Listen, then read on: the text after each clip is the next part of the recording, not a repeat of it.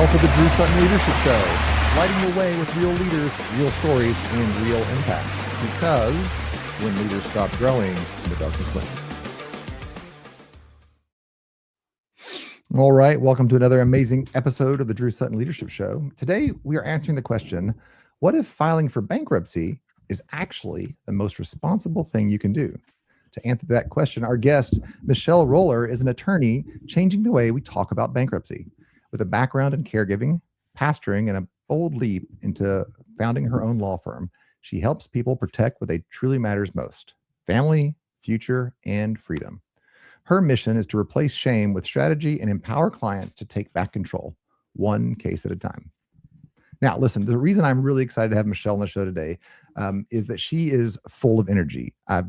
We're always bumping into each other at networking events, and she brings a bubbling conversation to every room that she's in. She's doing one of the most important things out there, helping us navigate what happens when life goes sideways. That's right, we're talking about bankruptcy. It's a topic nobody wants to talk about, and it's massively misunderstood. So without further ado, welcome to the show, Michelle. Hey, Drew, what a nice thing to say. Yeah, I was super excited to have you on the show because you're such a fun conversationalist. So before we jump into bankruptcy, which can be a little bit intense, you've done a lot of traveling. You've traveled to 35 countries. You were a pastor for a year, and you've even done caregiving. So kind of walk me through that background and how you went from there to law. That's not normally the traditional.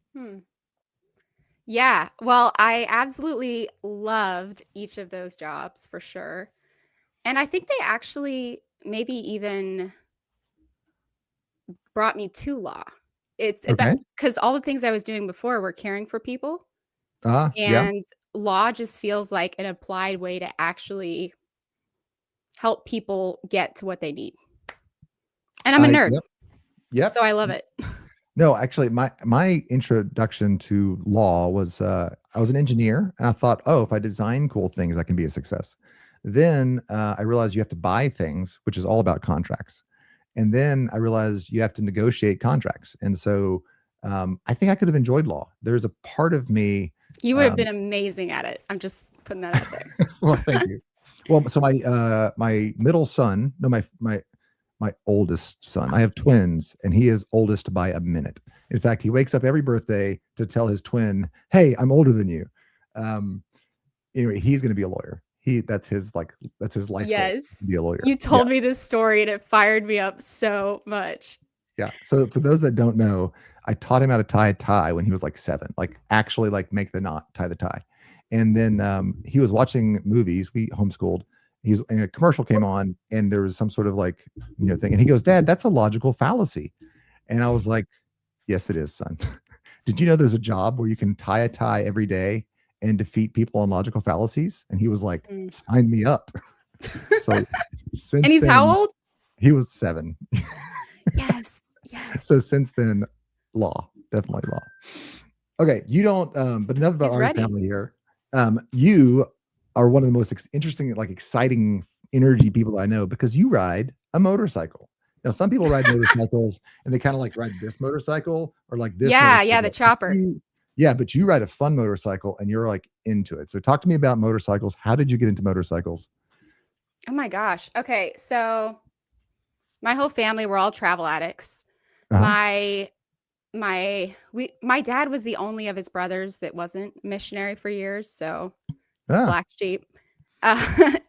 Christian University though. And we figured out we could go to Thailand and take a motorcycle trip through Thailand and Laos. And it was safer, because they have motorcycles over there all the time. So they know it's not safer, but this is how we sold it to Mom. She knew better. But yeah, we found out about this trip and we're like, yeah, we should probably figure out how to ride before we go. And so Dad needed to do it too, because for some reason Mom feels safer when Dad also was riding. For the kids, man. I know. Right. Totally. Yes. But the thing is, I was going to be on my own motorcycle. Like I wasn't going to be driving. He wasn't going to be driving mine. We could both crash. But for some reason it was like, oh, it's safer, because he'll know how to do it. He'll be out there. So we took this riding course together. And then we bought starter bikes. And I was probably like a week into it. We looked at each other and we're like, yeah, we're not selling these when we get back from Thailand. No way. So I love riding. It's freedom. Riders are also really cool people. Generally, like they're fun. My headphones keep falling out. I think I have weird shaped ears. I got a new set of earphones that fall out as well. And then I just lost one of my earphones, and there's no hope of finding it in our house. Like, I have 4 kids. There's no hope of finding it. I remember when I had it last, and it's gone. It's gone. But no, riding motorcycles is fun. Actually, the reason I don't ride motorbikes, partly is I had a really bad experience on a dirt bike when I was a kid. And also, it's the same reason I don't play pickleball, because everybody that I know that gets into pickleball, it's like crack. That's all they'll talk about. Like the CrossFit guys are like, oh, you are right. And bikes are kind of the same way. And so, are they? No, I mean, they're more like you're into it. You don't talk about it. You're just into it. You all I probably don't notice because I'm so into it. Well, you do just kind of like strut out of the room. You're like, excuse me, I have to get my bike jacket. My bike, isn't it a cool leather jacket? Nice blazer, by the way. I'm gonna go ride my bike home. Like, you guys do that. No, I'm glad I have some ideas now about how to on my bike. No, that's cool. I think it's so. What's the best bike ride? Like, what best road? Have you been on the Dragon? What's your favorite bike ride? No, actually, I haven't yet. I really need to get to go on the Dragon. I think my best rides were all in Laos. Yeah, it was so fun. I guess it's Laos, but the people are Lao and the language is Lao. I think that's Lice? Maybe true. Lausapai? I don't know what it is, but I'm pretty sure it's not that. Okay, that's probably but it's fun because we're up on these mountains and there's a little tuk-tuk passing a lady with a wheelbarrow, and these kids are running around, and there's a huge bus that you're like, I really hope they make it over that hill and around that turn. And you're kind of watching it all in real time. So riding through Laos was so much fun because you felt like you got to actually be in the culture while you were riding. Yeah. And it's beautiful. Yeah. So my biggest experience is Italy. That's as far as I've made it. But I do remember like landing in Italy and being like, Italy's not going to be as pretty as they say it is. And then I got off the airplane and, slept off the jet lag, and I looked at it and I was like, dang it is that pretty. Wait, that's not a bummer. That's great. Well, that's true. That's true. Okay. So you ride bikes. And I mean, you are a bit fearless in conversation and your personality. Where do you get that fearless streak from? Is that from your mom or your dad, or is it from somewhere else? Oh, shoot. It's probably just maybe when you've made enough mistakes and you've gone crazy enough, you just at some point, I don't know, I'm not planning that right, but at some point you just, I don't know, like, what's the point of taking yourself too seriously? Yeah. Because it stops connection with other people. And, what's the worst that can happen? Sometimes it can be pretty bad. Yeah. But I think just, I never want to, at the end of my life, think I didn't do these things because I was too scared. Yes. I want to just go for stuff. And if it doesn't work out, okay. Also, I have so much privilege in my life. Like, I have people that love me. I have a family. I have incredible friends. And, the chances that I go homeless someday are pretty low. And that's a beautiful thing about America, I think, is sometimes you fail at things and, okay, we get to go for it again. And you get to dream and go for it. So I think this is maybe why, and you can correct me if I'm wrong, I think this may be why you're such a great bankruptcy attorney. One of the cool things about the American system is you get out there, you take a shot at it, and it works and it doesn't work. I've personally started 4 businesses, I think now, 2 of which were utter flops. Yeah. I mean, yeah. 2 of them were utter flops, absolute disasters. I'm not super proud of those, right? Like, it is a bit embarrassing, but I learned a huge amount. And it has shaped who I am. And bankruptcy kind of gives us a little bit of a get out of jail free card. We're going to talk later about what bankruptcy really means. But, a lot of my more redneck friends are like, oh, so-and-so is a terrible person because they had bankruptcy. No, that's not what so bankruptcy much to say is. about that. So much to say. But yes, I'm with you. Yeah. All right. So, you were a caregiver, you were a pastor, you're a motorcycle rider. First of all, that's a great resume, but it's not a typical resume you expect for somebody getting into bankruptcy law. When did you, maybe give me a story, when did you know, nope, I'm going to be a lawyer and I'm going to be a bankruptcy lawyer? When was like the moment? Did you have an epiphany, or was it kind of like grew over time? Yeah. So I think so for me, the two were different, right? This is when I want to be a lawyer, when I've decided to be a lawyer, and then when I decided to do bankruptcy. So I initially started law school wanting to do immigration law. I'm a nerd. Okay. I love to, pardon? I said, oh, okay. Yeah. Immigration law. I like it. Yeah. And I love the court. I think that I would listen to oral argument all the time of the Supreme Court. And I think something about how laws affect everyday people all the time. Yes. And it's part of the system of what justice is, how we care about people, and just social justice, for instance. It's about it kind of builds the framework. It kind of creates the framework in which we all exist and we all move around in. So it felt like how cool it is to get to be in the law practice in that way. And also, I used to tell people when I went to law school, I worked in the admissions office. Just the best thing about being a lawyer is the things that you do matter and make a difference. And the worst thing about being a lawyer is the things you do matter and make a difference. So balancing that out, I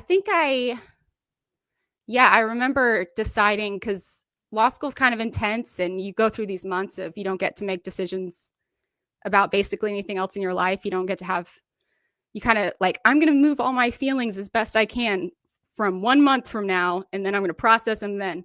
So it's really good to know. It's really good to know. Yes, I know that. I wanted to think through it. Think through it, make sure it was something I really wanted to go for. And then a guy I grew up with, he's a fantastic attorney now, is Bradley Straight. He had just gone to law school right before me. So I went, and when I was applying, we like met up for coffee or something, and we went through thinking through it and making sure it was what I really wanted to do. I think it was just the beauty of getting to be part of the larger conversation about communities and about people and how we care for each other. Yeah. So that's what got me into law. A thing about bankruptcy is, and I didn't know I wanted to do bankruptcy up until the summer after my second year of law school. But my first year, I was in school and we had a speaker come. And one of my professors, who was one of my favorites and is actually a bankruptcy judge now in Texas, he said, we were talking about, because he did like financial stuff, whether that was secured transactions, bankruptcy, those sorts of things. And I was telling him how much I care about people and social justice and these sorts of things. And he said, Michelle, if you really want to make a difference, if you really care about people and equity and those sorts of things, go into money, because that's where decisions are made.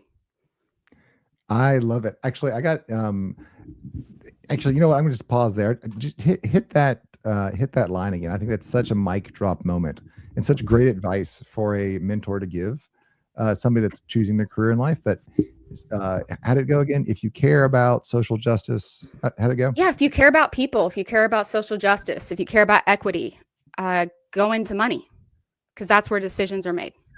That reminds me of the old Billy the Kid joke. They said to the Billy Kid, why do you rob banks? And he goes, well, that's because that's where the money's at.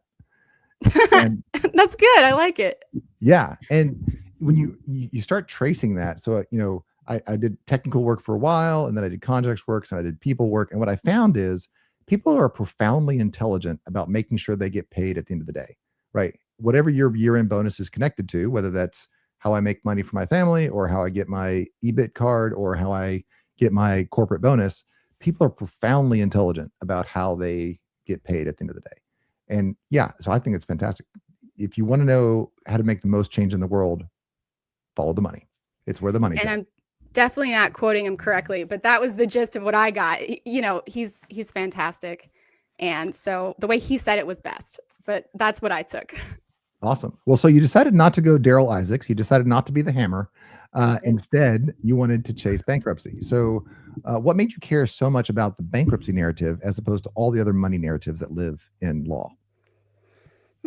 Yeah, that's good. So I actually fell in love with bankruptcy when I ended up, crazy life story happened. It was COVID. I needed an internship last minute up in Vermont. And I got connected with an attorney that does bankruptcy. And I was like, I don't know if that's my thing, but this guy seems really cool and I need someone, and holy cow, is he right. So I think watching him, just Jim McFall, he gave me so much. He just helped me see what bankruptcy can really do. So I think what I love so much about bankruptcy is it's a lot different than other areas of the law in some ways. And it's, there's the financial way that things work generally, right? There's creditors, there's debtors, there's debt collection, there's payments, all these things. And then bankruptcy, when you file for bankruptcy, something called the automatic stay comes into place, and it basically freezes everything. And then all the rules change about how you can do stuff. It's an incredibly powerful tool. It's unparalleled in the rest of finance. It's quite startling. So I was a fractional COO for a guy, and all of a sudden his two top clients both went bankrupt at the same time. He didn't manage that side of their work. That was completely on them. But we went from like best year of a decade to, I don't know if we can pay everybody's salaries this month. Like, and that wasn't us going bankrupt. That was our clients going bankrupt. So I got to like discover this bankruptcy process, and it does like you lay your business thing. You're like, well, return on investment in 24 months is going to be this, and so we'll amortize the debt. You do your thing, and all of a sudden all the rules change. Sorry, you can't collect this month. Sorry, you have to submit your receipts, and then the bank will decide whether or not. It's kind of weird. So what was your best, like, what was the first moment when you're like, man, this is exciting, not just weird, but like, this is something I want to do? Oh, well, I think everything's exciting about it, but especially I think, what you were saying earlier, I thought was really good, just about how the effect it has on people. So I believe what you're talking about is a business bankruptcy. The clients were filing for business bankruptcies, or were these personal? Yeah, the two clients were manufacturers, and they were filing for business bankruptcy. Yeah. So business bankruptcy is pretty different. I mean, it's very similar in a lot of ways. What you're saying totally makes sense. But I think the reason I love bankruptcy so much more than other financial areas of law are that it's sort of built on these founding principles, which are: you have a right to a fresh start. You have a right to life. You have a right not to be, go to prison, to be locked up just because you owe money. You have, it really, now of course it's law, so there's exceptions to all of it, right? For instance, don't commit bankruptcy fraud. That you do get locked up. It's not great. I love how the lawyer just like corrected herself. She's like, actually, excuse me. The disclaimer is don't go do this. Oh my gosh, before I forget, none of this is legal advice.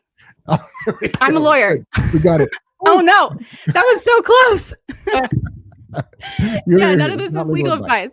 In fact, it doesn't substitute mine either. Pardon? Yeah, anything that I generally say on the show should be taken for comedic value only.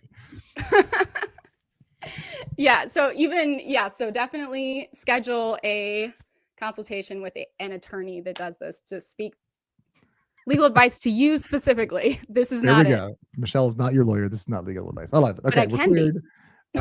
But you can be, actually. Yeah, I will be in the future. Actually, let's jump off there. So is it michelleroller.com? How do we get a hold of you? Yeah, so it's Michelle K. So my middle name is Kristen. It's Michelle K. Roller Law. Yeah. .com is my website. Yeah, I'm going to put that here in the comments for everybody. Oh, perfect. And that's still happening. It's still, because I'm still launching my business. I'm in the early stages. So now's the right time to get me, because I'm going to have so much time to focus on your case. It's perfect. That's fantastic. It's seriously though. Well, and so your mission, for those that are going through this moment, your mission is to replace the shame of bankruptcy with a strategy so that you can ace your family, your freedom, and your finances. When people come and find you, like, what is the emotion that they have just upstream of when they need to come talk to somebody like you? Right.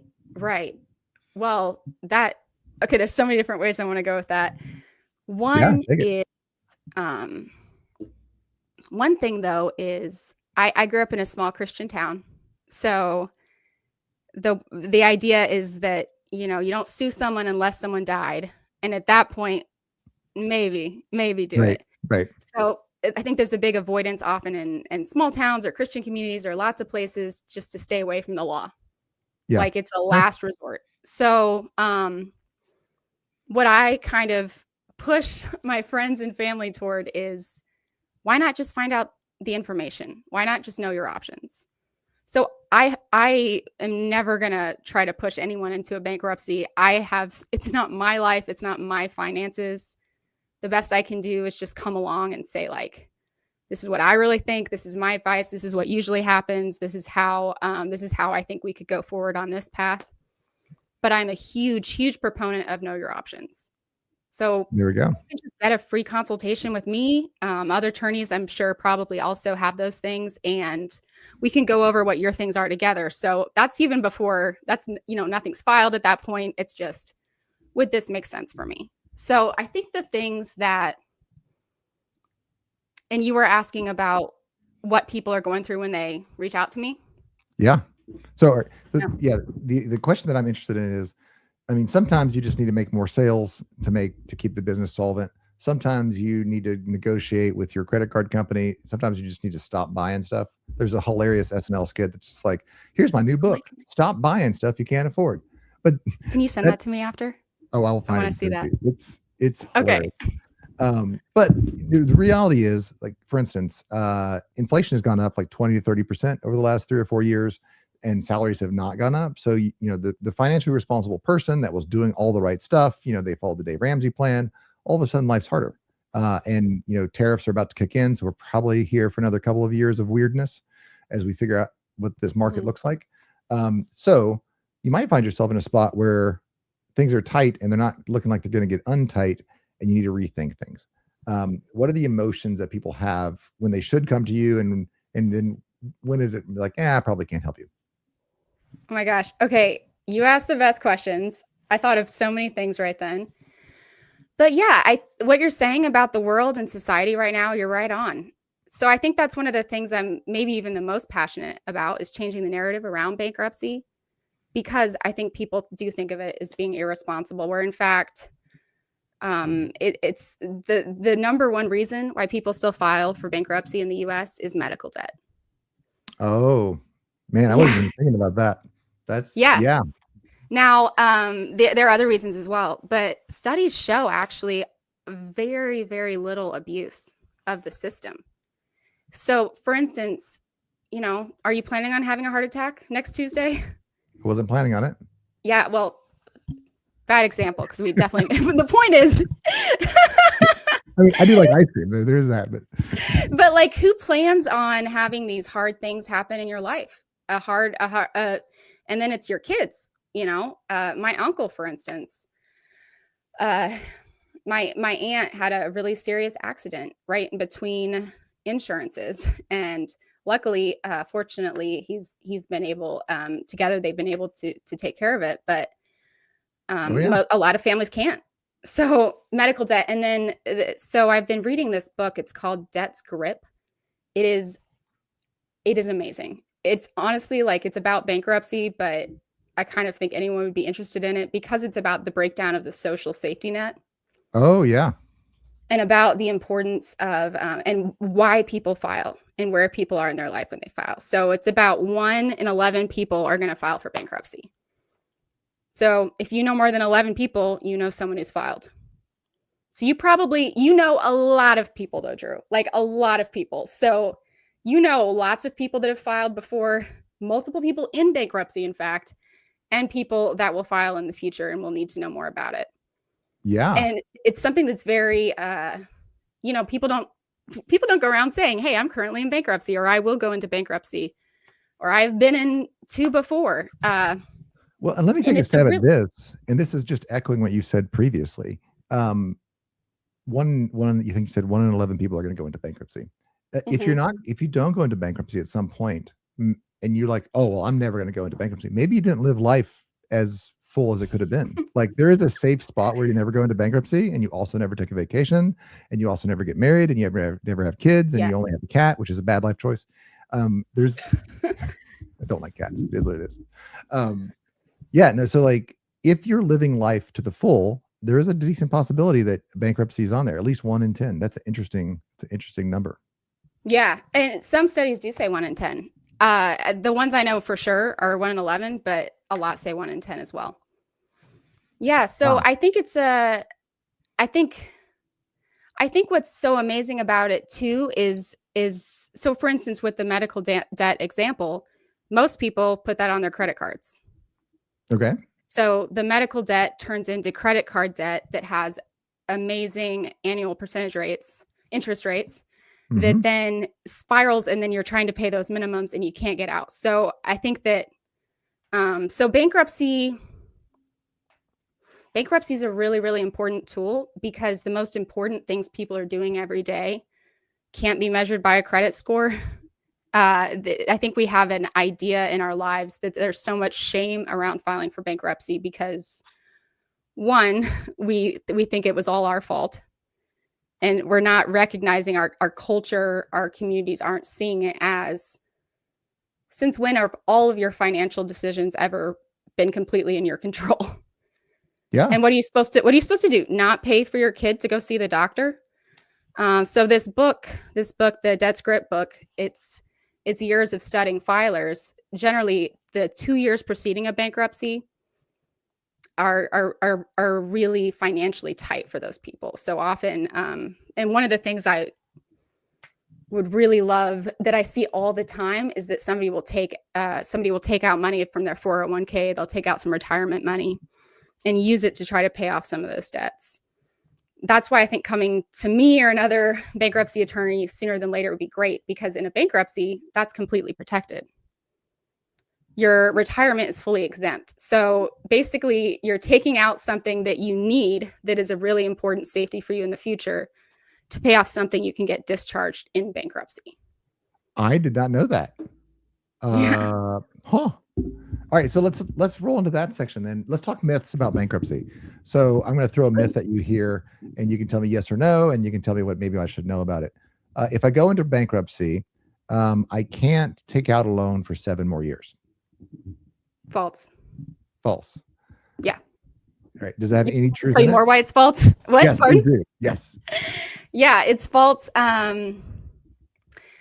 So bankruptcy, when you file for bankruptcy, it will stay on it, whether it's a Chapter 7 or a Chapter 13. So a Chapter 7 is the liquidation bankruptcy, and the 13 is they call it like a work earner's payment plan, which will be from 3 to 5 years that you're in it. But yeah, so the thing about it is generally somebody getting ready to file for bankruptcy is already their credit's already struggling quite a bit. Oh, that makes sense. Yeah. Yeah. So first off, what kind of loans were people going to get? Often your loans are not looking great right before bankruptcy anyway. But so in a Chapter 7, when you file for bankruptcy, honestly, I think it's actually best if you can keep at least one loan so you can start building your credit. And in essence, though, what happens is bankruptcy, it sort of zeroes out all your debts. Technically, it doesn't matter that a discharge is different than debt forgiveness, but it doesn't really matter. It matters that I know it, but it doesn't matter. It's basically the same thing in some ways, if you want to think about it that way. Yeah. And so when you have all of your debts cleared out, then your credit can start to build again. And also, I've heard that people actually really want to loan money to people that have just recently gone through a Chapter 7, because you can't file another Chapter 7 for another 8 years. Oh, that's super interesting. And also, you can take out loans while in bankruptcy, and if you're in a Chapter 13. That is people also buy houses and sell houses while in bankruptcy. Also interesting. Okay. Yeah. Okay, let's try this. You'll lose everything if you file for bankruptcy. Also not true. Hey, this is great. I love that you're asking me all these things that I have the positive answer to. Like, that's awesome. Great news, guys. Keep asking depressing questions. This is going great. Yeah, you have the exemptions. So most states allow you to either use the state exemption list or the federal exemption list. I don't really know of any situation ever where I would want someone in Kentucky to use the Kentucky exemption list, mostly because of how much home equity you can protect, homestead equity. But So I almost basically always use the federal exemption list. That provides for housing, for food, for clothes, household items, for retirement. You get to protect that. It provides for a vehicle. It provides for things that you need for your employment. So in fact, also, if someone, if you come to me, we would go through together what bankruptcy chapter would make most sense for you. And I won't put someone through a Chapter 7 that I think in some way is going to risk one of their assets. Okay, so let's talk about that then. Is that I think there's the idea that bankruptcy is just a thing. It's just like this red button that you hit. There's one time, and then everything goes away. So is there just one type of bankruptcy? How many types of bankruptcy are there? Good. Of course, what I'm thinking of now is, you mean you declare it? You've seen the Office episode about bankruptcy? Oh. Yes. You mean you declare it? Fair. Yeah, fair. you just declare it. So the question is, different types? Is there one type of bankruptcy, or are there multiple types of bankruptcy? There's quite a few. They're called chapters. They're in Title 11. And in essence, they're chapters of the code. So the code is all the rules and the provisions, like how you go through a bankruptcy. All right. And the different, pardon? Oh, can you get rid of student loans in bankruptcy? Oh, okay. Which question you want me to answer first? You can keep on the first one, then I'll ask you this next one. Okay. You go. And by the way, you're supposed to be asking me depressing things, so I get to tell you good news. So it's okay. We'll get back to student loans. Hold on. I have student loans. I have those. So there's different chapters. Technically, so I do consumer bankruptcy. So there's business and then there's consumer. Okay. There are some chapters that are almost exclusively used for business. Also, like a municipality can file for bankruptcy. There's stuff like that as well. So I'm doing debtors and consumers. So that means like individuals or couples, that sort of thing. So you've got the Chapter 7 and the Chapter 13 that are really my main ones. Chapter 12 for farmers. Farmers can file. I haven't personally done a Chapter 12. I think they're pretty rare, but they're there and they're available, and I'd be excited to learn on it for sure. And then there are Chapter 11s that, like, the uber wealthy can file a Chapter 11, but really you're looking at a 7 or a 12. So the 7 is called the liquidation. That's where you file. Basically, the trustee takes all of your non-exempt assets, which, we talked about. You're not wanting to, where I'm not putting someone into Chapter 7 without knowing exactly what I think is going to happen with each one of their assets, without having a really good plan in that stage, because the trustee will take all of your non-exempt assets and distribute it among your unsecured creditors. In a Chapter 13, there's a lot of, there's so many powers and different things you can do in both bankruptcies. Like, for instance, if you're behind on your home payments, if you're behind on your car, there's a way to, for instance, like if you file for bankruptcy, it'll cut off a lawsuit. It'll freeze a lawsuit. It will stop a foreclosure. It'll stop a repossession of your vehicle. It'll cut off wage garnishments. If you have a judgment against you for an amount of money and the creditor has started garnishing your wages. So there's all these different things you can do. So that's one reason I think that anybody who is struggling with a debt situation, for sure, like, just come have a free consultation, come talk, because there's often a lot of ways that we can, through the tools of bankruptcy, that we can give you a pathway forward to a fresh start. No, I love this. And this is the reason I wanted to talk about bankruptcy on the show. Bankruptcy doesn't mean that you're a terrible person.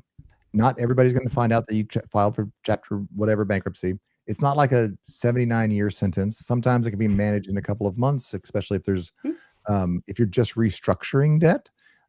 What you're just admitting is, hey, I had every intention of paying this. Life happened. I need to kind of negotiate so that we can redo this. Sometimes debt gets forgiven. Sometimes debt gets restructured. Sometimes payments get changed.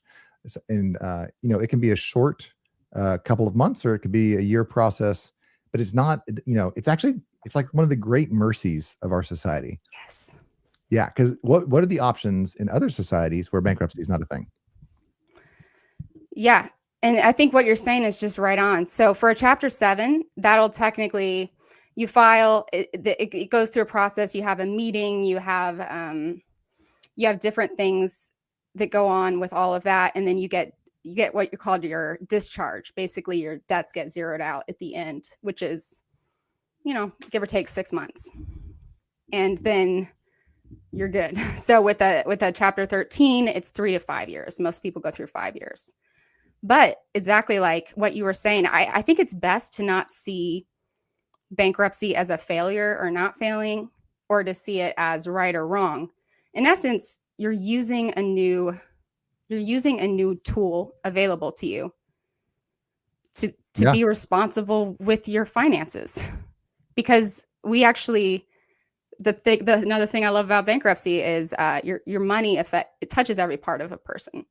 It's your marriage, it's your kids, it's your healthcare, it's your home, it's your career, it's your retirement, it's your addictions, it's your future. So there's I think it's rough because I feel like there's such a societal idea that your credit score and your debt is what defines the great things you're doing in life. That's just not true.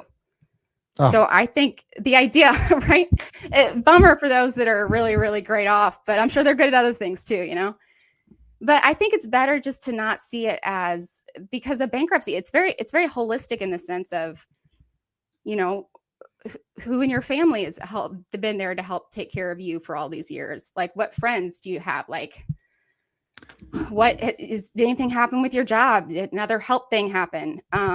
There's just stuff that happens that is out of our control. And it doesn't mean that we can't all get better with money as well. It's not like, oh, who knows? I'll just wake up one day and have to file again.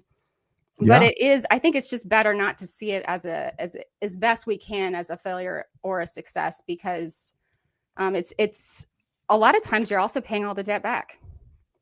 Yeah. So in a Chapter 13, there's different factors that decide what % of your unsecured, basically your debts that don't have collateral attached, what % of those debts you'll pay back.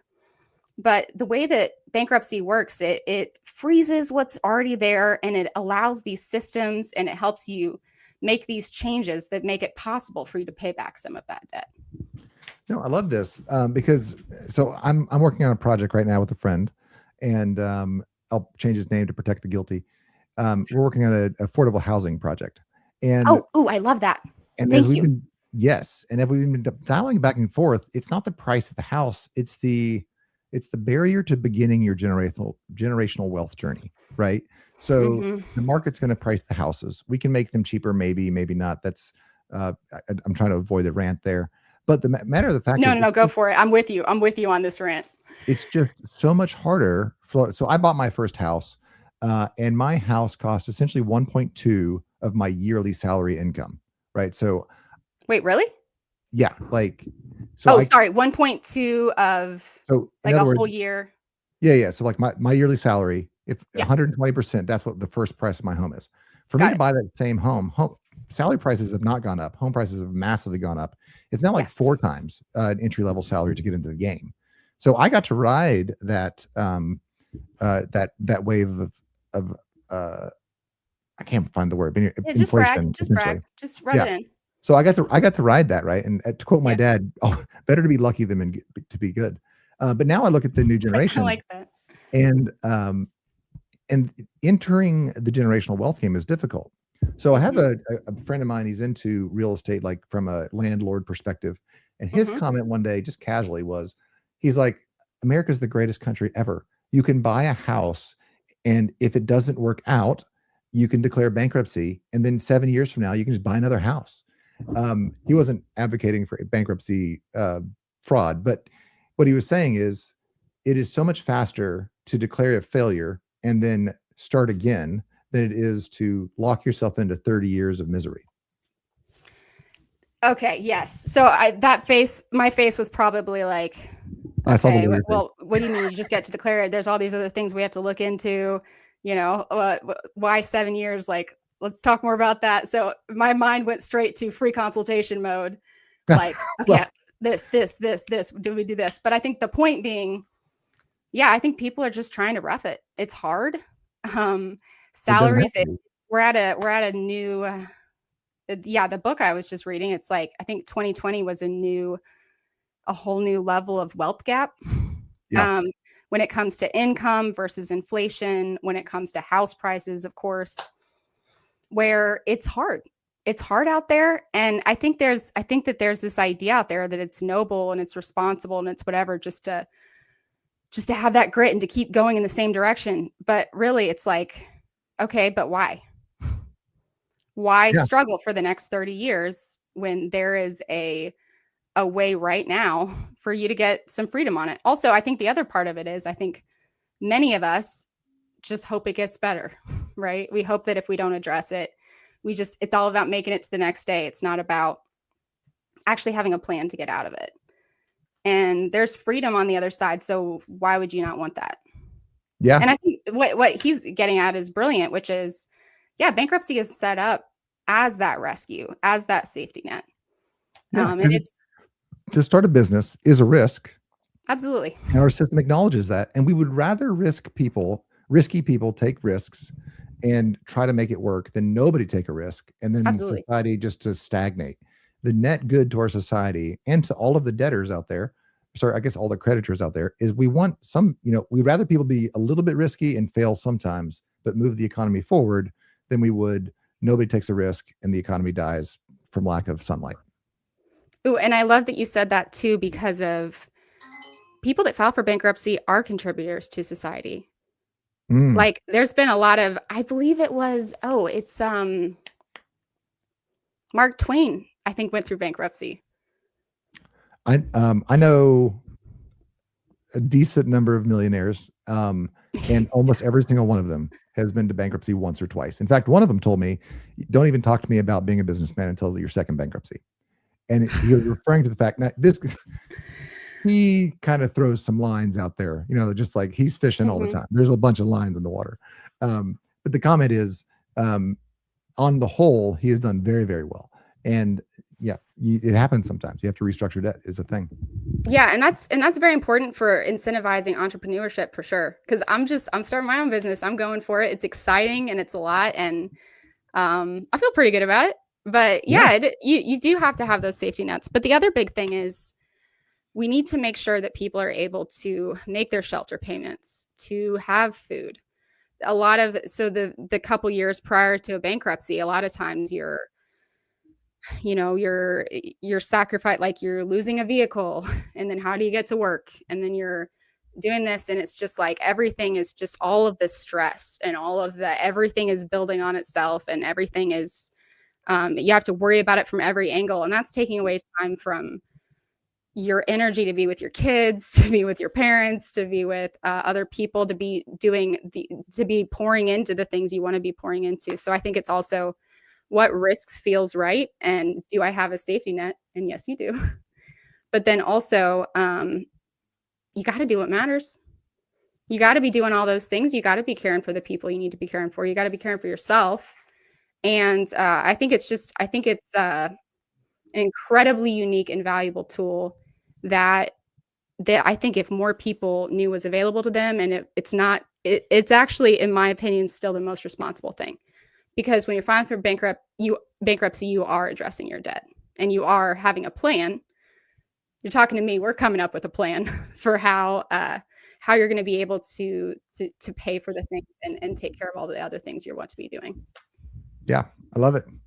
All right. Well, we are running out of time. This has been a great show. It's been one of the more technical shows that we've discussed what bankruptcy absolutely means and how to rethink it, which I love. You and I are going to pick more on this. My 2026 is going to be doing some really fun things in terms of impact investing and affordable housing. So I can't wait. I really look forward to those discussions. But enough about me. I'm going to give you the next couple of minutes. Just talk to the audience. Tell them what you want to tell them. Why did you get into bankruptcy law? How can they contact you? What should they be thinking about? And then I will wrap us up. Great. So I'm Michelle Roller. I'm starting my own law firm. It's Michelle K. Roller. It's my website, michellekRollerlaw.com. Email michelle@michellekRollerlaw.com. And my phone number is 859 663377. My phone number is scan this QR code. Okay. This is here we go. Okay. Yeah, my phone number is and I thought I had it all memorized. Okay. I got so much of it right though. Check it out. Check it how close I was. 859-6633-776. That's 859-663-3776. And you can set up a free consultation, because that's the biggest thing is I'm not going to know whether bankruptcy makes sense for you or not, what chapter I think would make sense for you or not. And there's a lot of stuff about bankruptcy that's just not intuitive. For instance, retirement, right? That's protected. Student loans are not currently dischargeable most of the time unless they're private student loans, but there are things you can do there too. There's can't think of the word all of a sudden, but I actually got to talk with the student loan people at Ed Financial myself for my own student loans a few weeks back. And we talked through the systems of how it would work for people filing for bankruptcy. And there's a lot of options there. So I think that if anything feels like an absolute dead end, like there is not an option except suffer, maybe donate plasma. I don't know what it is, but just why not? Why not find out what your options could be? Because there's a lot of things that are unintuitive and that you wouldn't know unless you're a dork that loves this stuff like I do. Well, Did I do well? Yeah, you did. I love it. Well, let me tell you this. If Michelle is being modest, she is an amazing attorney. This is a passion for her. She comes to law not from a position of can I beat you, but rather can I help you achieve freedom for your family, your finances, and your future. Bankruptcy is an amazing tool that all of us entrepreneurs should be familiar with. So if you are at a spot where you're looking at paychecks, they're a little bit tight, maybe supply chain's a little bit tight, you're asking yourself, how can I juggle these medical bills, unexpected bills, credit card monstrosities a little bit better? Reach out to Michelle, free consultation, because you saw her on the Drew Sutton Leadership Show. Tell her you saw her on the Drew Sutton Leadership Show, and find out about this amazing tool that allows you to have more courage and take a little bit more risk so that you can have a better future. We are all waiting on you to do it. So with that, reach out to Michelle. Tell her you saw her on the Drew Sutton Leadership Show. We are out.